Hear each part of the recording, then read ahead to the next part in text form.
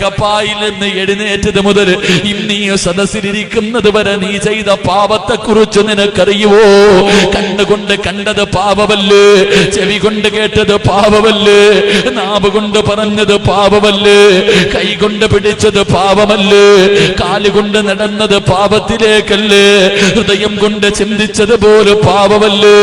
ഒരു ദിവസം കോടാരി കോടി പാപം ചെയ്ത നിന്റെ മരണം എങ്ങനെയാവുപ്പാ? എന്റെ പ്രിയമുള്ള പെങ്ങളെ,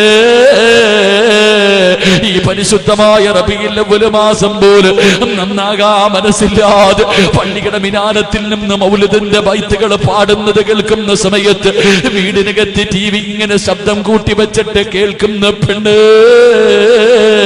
നീ എപ്പോഴും പറയും പ്രസവത്തിന് മരണവേദനയാ, പ്രസവത്തിന് മരണവേദനയാ. ഈ പ്രസവ വേദന അനുഭവിച്ച നിനക്കെങ്ങനെയാ